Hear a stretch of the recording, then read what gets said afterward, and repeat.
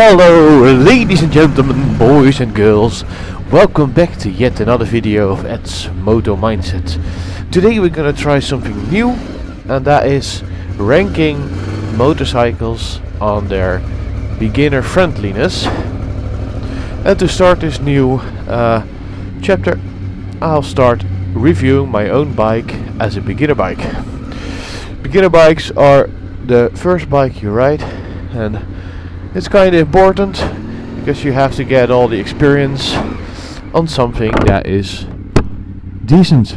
So I made 4 categories. I'm looking down below, I can't remember all of them, and I made subcategories in the category which in my opinion are important for beginner riders. So let's start rumbling. The first category is riding, and the first subcategory of riding is engine power. This motorcycle, the VFR750, I am on a VFR750 now, my own bike, has loads of power, and for a beginner rider that's not great. The more power, the more chance you go very fast. The more power, the more chance you die. So in the power department, I'll give this bike a 3. But the power delivery, which is also a subcategory of my own made list, so that's fun. It's very controllable, and controllable is very important when you are a beginner rider. So the power is smooth, the power is predictable, and the power is increasingly to all rev ranges. So what I mean is, some bikes you give throttle, nothing happens, and all of a sudden, BAM! There's power, and that is that is unpredictable for a beginner rider. So the power delivery is pretty good for a beginner rider. And which is also very important, is a 4-cylinder, which means when you make a mistake shifting down on a roundabout or something, the chance your tire get locked up is very small compared to a 2-cylinder or a 3-cylinder. So in the power delivery part, I give this motorcycle an 8. So power 3 because it's just way too much for a beginner, and in the power delivery an 8. Second part is the weight.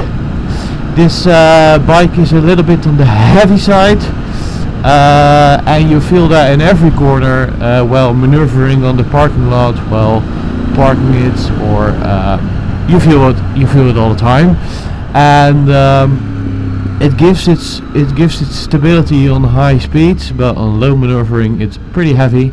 So I give it a 5. And the second, the next part is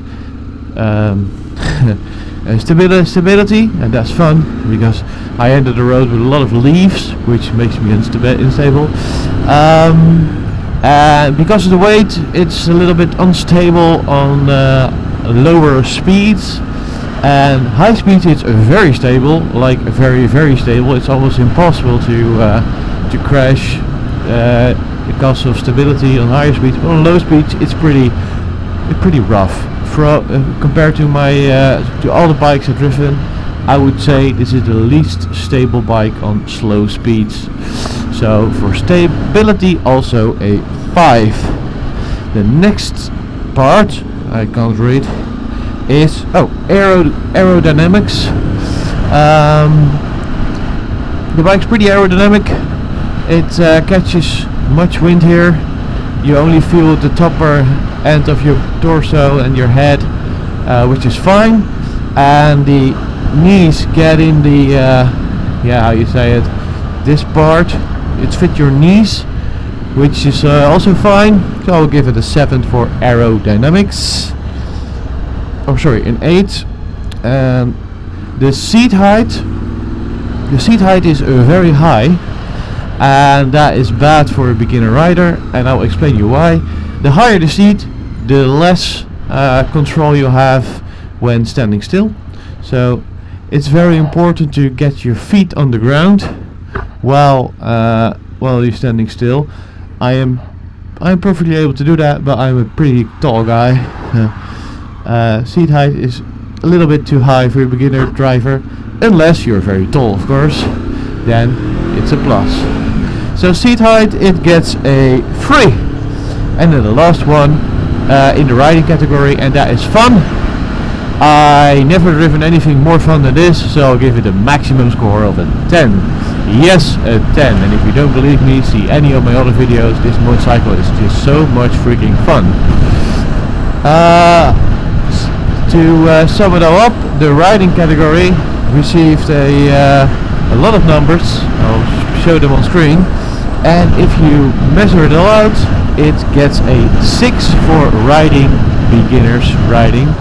So that's a 6, that's the first one. The second part is reliability. And the first sub part of reliability is, well, overall reliability. And that is just a solid 10. There's almost no engine so reliable as this V4 in this particularly Honda. Honda is also top of the line compared to reliability. I think under Honda is Suzuki, Kawasaki and Yamaha, and under that are all the other crap you can buy. So reliability, and then overall reliability is basically a 10. The age, yeah, it's very old. It's like almost 29 years old. And if you want to buy a similar Honda in this generation, it's 26 to 29 years old. So the age will bring the reliability down because things will fail. Brakes change, levers, call it, everything can break over time and gets worse over time. So for reliability, the age will be factored in, and I give it a 3. Of course, there are older bikes, but not many older bikes still riding to this date. Next is the knowledge, and what I mean by knowledge is how much information is there online about these bikes. Something breaks down, is there anyone with the same problem who already found the solution for you? And the answer is, there are a lot of people with this bike, like a lot. There are clubs about the VFR750, which makes it very well rich in content. So any problem you find, there's someone who had it before you, and probably multiple people, and the answer is just waiting for you. What's wrong, or what's possibly wrong with the engine, or anything that's wrong, brakes or anything. So the knowledge is very high about this engine, or about this motorcycle, and I'll give it a 9 out of 10. Next is part availability. Surprisingly, you can buy a lot of parts new to this date, which surprised me because my previous bike was only 1 year older and a lot of parts aren't available anymore. So that is great, and also the second-hand parts are very alive because there's so many of them. So parts is also a very solid 9, which gives the reliability a 7.75. And then you might think that's a little bit low for a Honda VFR, but guys, it's 29 years old, or at least it's between 26 and 29 years old, so give it a break. Except the age, it's a 9.3 I think, so very solid, reliable bike. So next category is safety. And safety is kind of important when you are a beginner driver, of course. And the first topic of safety is brakes. The brakes are very good compared to his age. If you ride anything from the area and you brake, you immediately feel the brakes are very good. But compared to newer bikes, it just can't keep up with newer bikes. Even though in my bike I replaced the brake pads and router with some improved versions, and then it's basically the same as a new bike. But if you don't do that, it's just a little worse than a new bike, and For its time, it was very good, so I'll give it a 7. Next part, ABS, anti-brake system. So you won't. ABS will drastically increase your braking power because it won't let you lock up the tire. Short answer: the bike doesn't have it, so that's a 1. Yeah, and it's very handy to have when you're a beginner driver. So yes, it stays on this list, even if it's not there. Last point is visibility.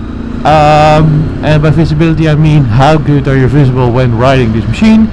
And I talked about this in a previous video. The front light is just a joke. There's no light. Oh well, there is light, but it's almost a candle-ish light, and that is very terrible for your visibility, also for your own visibility, how much you see in the dark and how much you see, how much other people see you. I replaced my light bulbs with LED ones, and that helps, but I won't compare my bike to.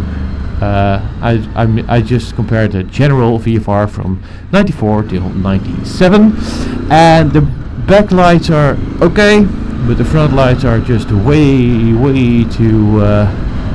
There's just not enough light, so I'll give it a 2. A 2, yeah, a 2, because it's just not enough. So the safety category will total out on a 3.33, which is terrible. But yeah, I warned you, it's I'm just being honest.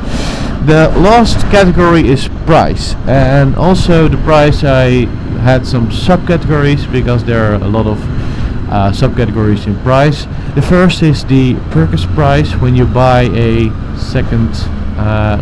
VFR. How much is it? And it's not cheap compared to other bikes from that area. It's on the expensive side of things, which is bad, which is a shame. But it's because they're just amazing, but they're expensive. So to purchase a bike like this, you will have to save some money, and compared to a new bike, it might be worth spending a little bit more on something newer. So I give it a 5 to the purchase part. The second part of this price thing is maintenance. Being a sport bike with a lot of plastics makes it a little bit hard to maintain the bike. A naked bike is way easier to do an oil change, check something leaking and stuff like that. Every time you have to do something, you have to remove all the plastics, and then you might think, well, what's the deal with that? It costs time, it can go wrong, bolts go bad, plastic breaks because it gets old. So it's not the best in maintenance department. It's also not bad because it's a simple bike. It doesn't have a million options, and as soon as you removed all the covers, it's easy to maintain, but you have to do it yourself. So cost wise, I would say it's a 6 for maintenance, also because of the parts are relatively cheap. And the last one in the category price is the operation. So, and by operation I mean how much does it cost to ride this machine. Well, operation has two sides: fuel economy, and that is bad. Just bad for a motorcycle, at least. I drive a 1 out of 17, so that means 1 liter brings me 17 kilometers further, and that is very very good for this bike, because most people won't even get close to that. And the second part is to insure, and because of the high power output, it's a little bit more expensive to insure. So the price, I'll give it, well, the operation cost, I'll give it a 3. Oh, and well, not unimportant, it's a carbureted bike, so you should not put ethanol in this engine. And gasoline is more pricey, like 30-35 cents a liter extra, so you also have to take count in that. So overall, we have 4 categories. It scored very different on every category for a beginner, and let's sum it up. First category was riding. I gave it a 6 overall. Second category was reliability, and reliability part I gave it a 7.75. Basically the only downside about the reliability of this engine or about this motorcycle is the age. The third category was safety. I gave it a 3.33, which is terrible. And the last category was price, and I gave it a 4.67. And if you sum it all up and you average that against each other, you get a 5. So what does that mean? No, it's not a great beginner bike. You can do it. You can be that person, and you will probably have a lot of fun doing it. But it's not the most cheap. It's not the most safe choice to ride this as your beginner bike. It is a hell of a lot, so it's a lot of fun though, I have to admit that. But no, I would not recommend this as a beginner bike. A second bike, maybe third bike, or well, your forever bike, because it's an amazing bike. So that sums up this video for now. I will link the spreadsheet with all the numbers in the description so you can see that, and of course, as always, I'll insert a video of my dog just being herself, and you will probably enjoy that. And otherwise, well, it's my video, so I'll decide what's in it or what isn't. See you in the next video, and please share down below your thoughts and comments, and you know the drill. Subscribe, you know what to do. Yes, see you later.